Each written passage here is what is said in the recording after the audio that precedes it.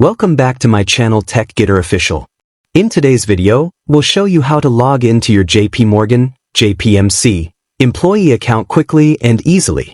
First, open your web browser and visit the official JPMC employee login page, jpmcfa.org. You can also find the direct link in the video description below.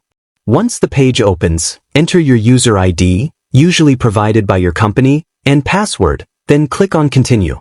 If you're trying to access a specific internal system, make sure you're using the correct portal link, for example, Workday, Chase HR Portal, or other JPMC tools.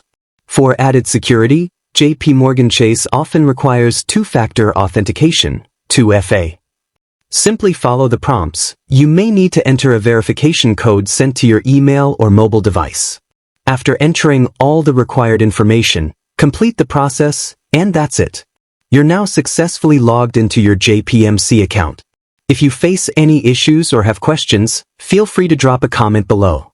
Don't forget to like this video, subscribe to Tech Gitter Official, and hit the bell icon for more helpful tech tutorials. Thanks for watching. See you in the next video, and take care.